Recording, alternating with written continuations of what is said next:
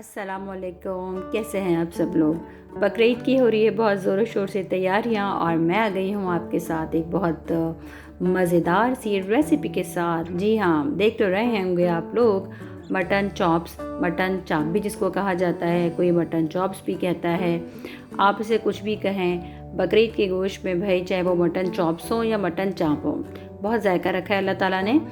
और आज हम बनाएंगे मटन चाप बिल्कुल देसी स्टाइल से, और ऐसा कि जैसे कहीं आपने बारबेक्यू बनवाया हो और लेके खाया हो।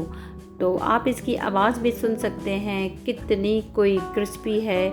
आप ये देखें इसकी आवाज़।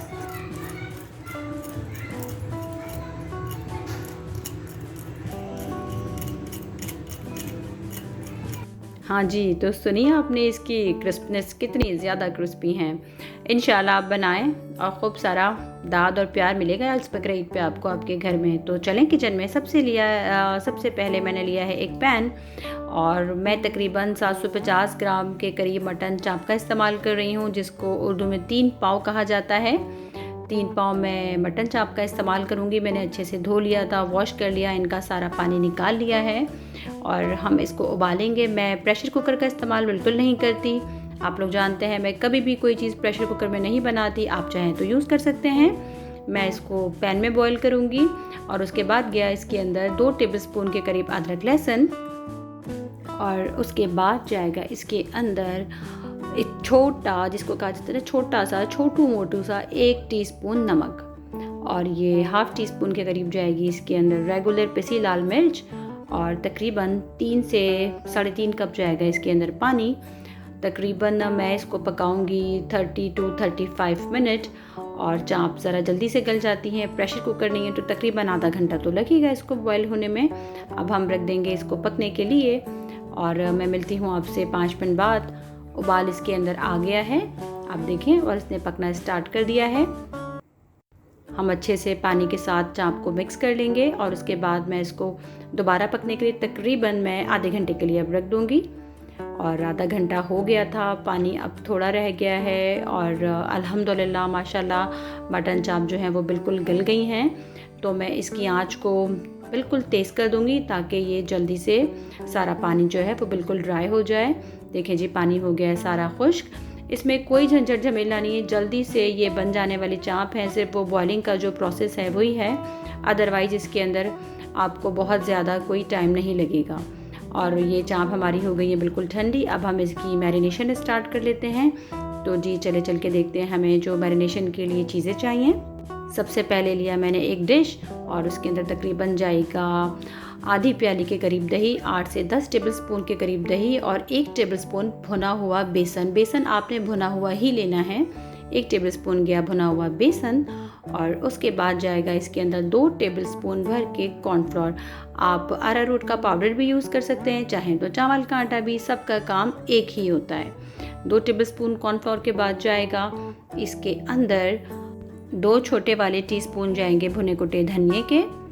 2 टीस्पून चला गया इसके अंदर भुना कुटा हुआ धनिया, और जाएगा 1 टीस्पून भर के भुना कुटा ज़ीरा, और 1 टीस्पून के करीब जाएगी इसके अंदर कुटी मिर्च, क्योंकि हमने आगे भी थोड़ी सी लाल मिर्च यूज़ की थी।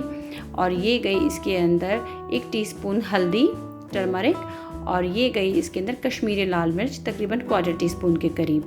और ये नमक आपके हमेशा आपके अपने स्टाइल से। नमक मैंने हाफ़ टी स्पून यूज़ किया है, क्योंकि मैंने नमक वहाँ पे भी यूज़ किया था जब हमने इसको बॉईल किया था। और ये गया इसके अंदर फूड कलर, अगर आपके पास मौजूद हो तो आप ज़रूर डालें, और ना हो तो आप स्किप भी कर सकते हैं, कोई ज़रूरी नहीं है। अब हम बैटर को अच्छे से मिला लेंगे।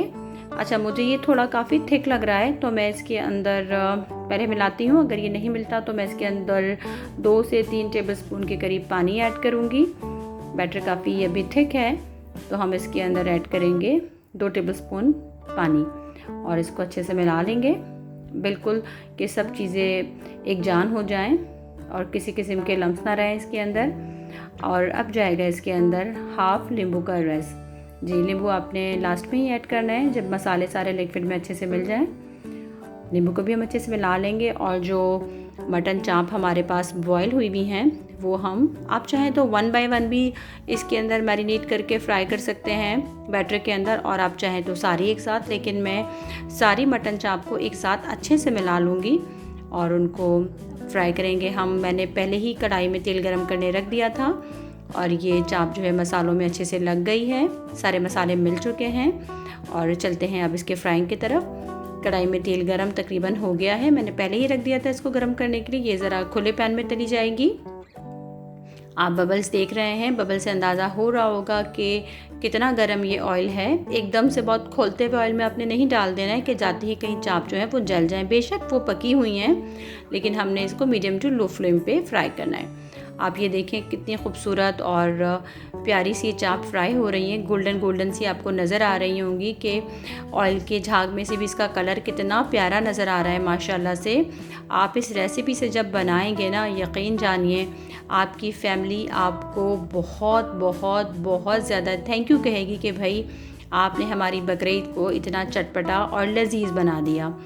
और देखें जी, ये मटन चाप हो रही है हमारी फ्राई। और ये मटन चाप एक बैच को फ्राई करने में मुझे 3 से 4 मिनट लगे थे, लो टू मीडियम फ्लेम पे। देखें कितनी क्रिस्पी, और क्या आई विश कि मैं आपको इसकी खुशबू सुना सकती, बल्कि खुशबू सूंघा पाती, कि सुना तो नहीं सकती, आप लोग खुशबू इसकी सूंघ सकते हैं कि कितनी अच्छी स्मेल आ रही है इस वक्त, कितनी अच्छी फ्रेगरेंस आ रही है ज़बरदस्त सी। जो है ना पूरा घर मेरा इसकी खुशबू से जो है ना महक रहा है। और हमारी मटन चाप हो गई है बिल्कुल रेडी टू ईट। इंशाल्लाह आप मेरे चैनल को लाइक करें, सब्सक्राइब करें, शेयर करें, अपना ख्याल रखिएगा। फ़ी अमानिल्लाह, अल्लाह हाफ़िज़।